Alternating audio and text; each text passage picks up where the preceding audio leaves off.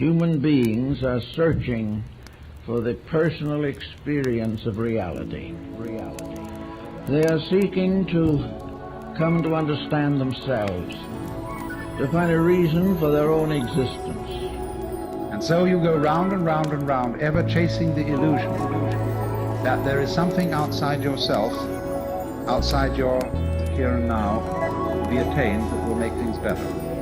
No guru, no method, no teacher, and no nothing else either.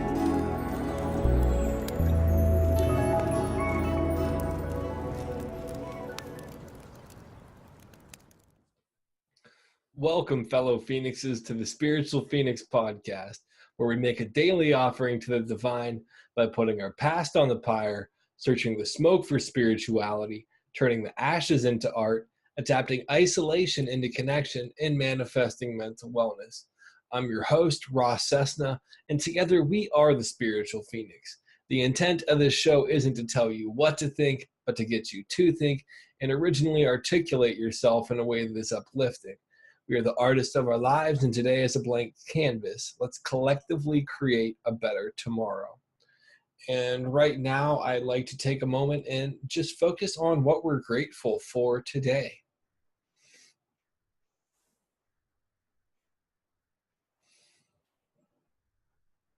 So today, I'm incredibly grateful for the gifts of growth, honestly, and to see how much my life has changed in 2 years. I'm just floored by it, really, and it really has sunk in this past week more so than it had previously. Real quick, I just want to say, if you enjoy this podcast, please leave a review on iTunes and share the podcast with your friends. If you're seeing this video on Facebook, share this video, like it, leave a comment. All of that stuff will change the algorithm and will get this more recognition, and that would help me greatly. So getting into today's topic, the gifts of growth, I don't think most people, myself included in this, really ever get to see the gifts of growth, because we want to grow up to a point where it gets uncomfortable. It's originally maybe a little bit uncomfortable because growth occurs outside of the comfort zone. But oftentimes, right before we're going to get through to our breakthrough, we either shrink back, change what we're doing, or just let things fall. Oftentimes, we don't push through. And there's a reason why it's called a breakthrough, because you're breaking through this barrier. And it really seems to me, in lots of ways, I've been doing having a lot of breakthroughs lately in my life. And it's not so much that I myself have been suited for them, because I've been an emotional wreck, and I've been incredibly angry up to the past week or so. I've been incredibly unhappy, dissatisfied. I've wanted to give up a couple times.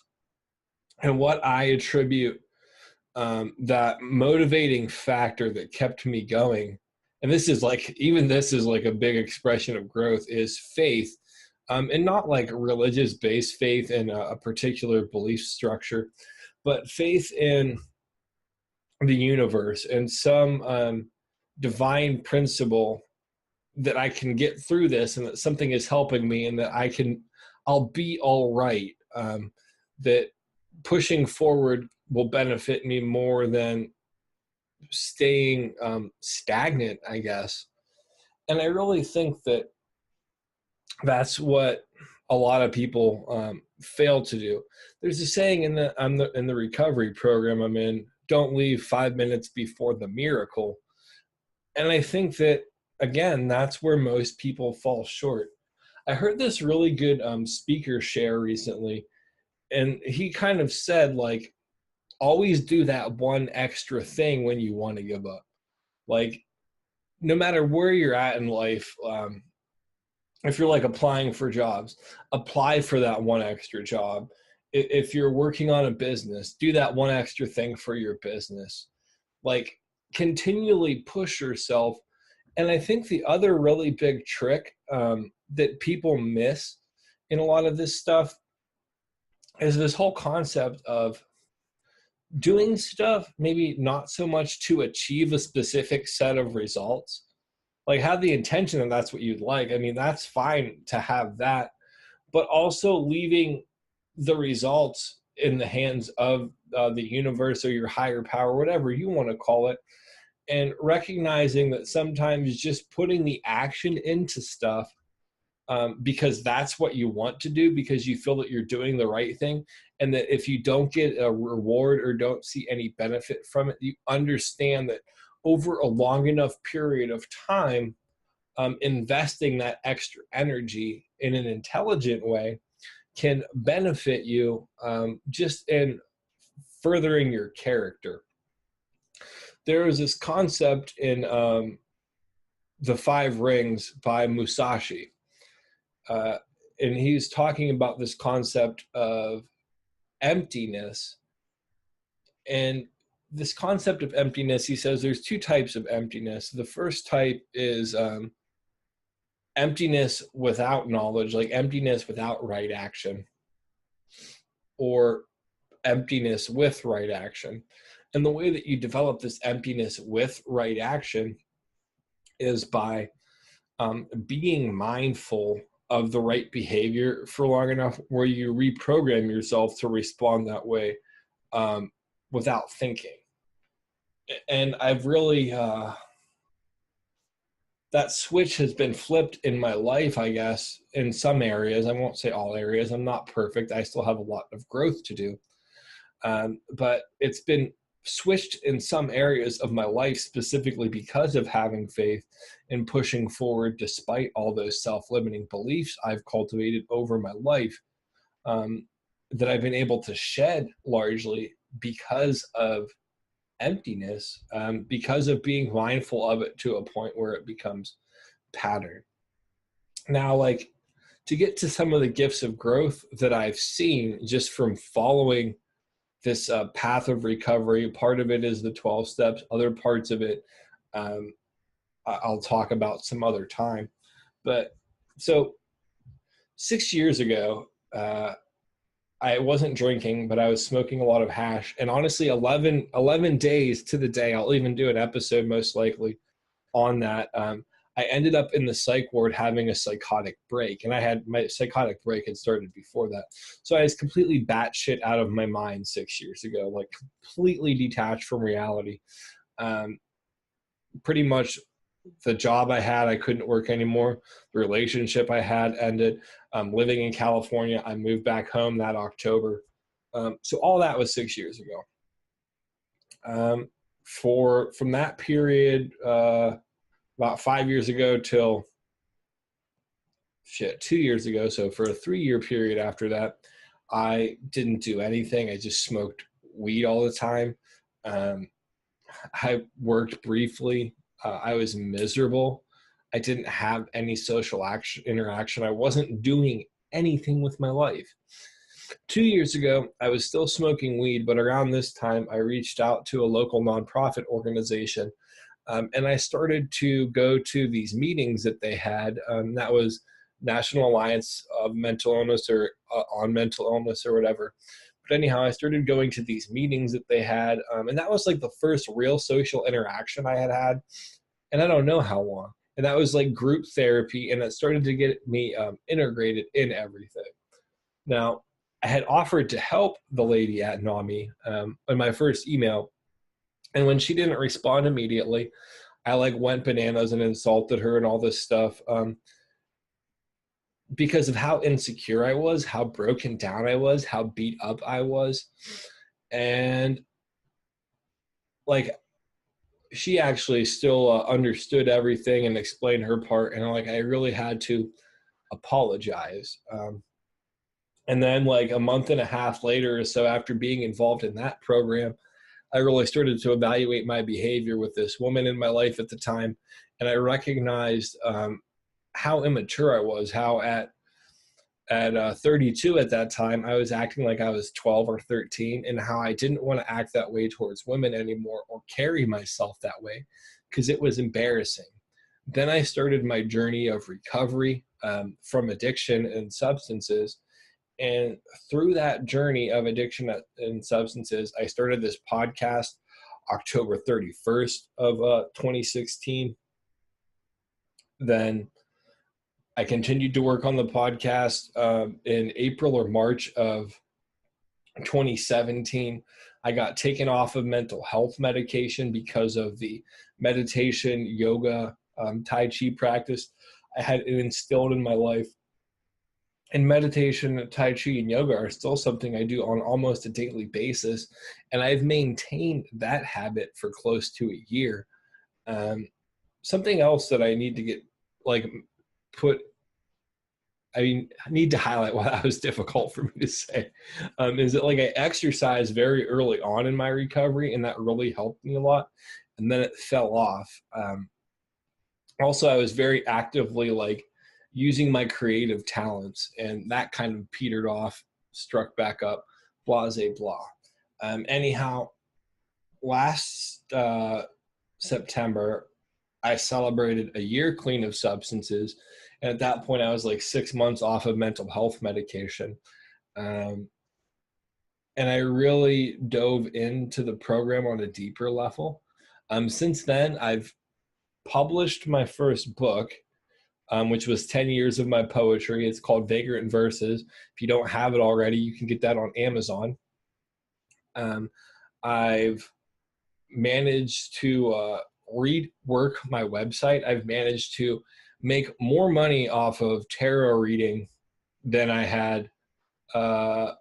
This far, I made more money off tarot reading than I had all of last year. And even within 1 month, I made more money than I made all of last year on tarot reading. So I've grown that area of things.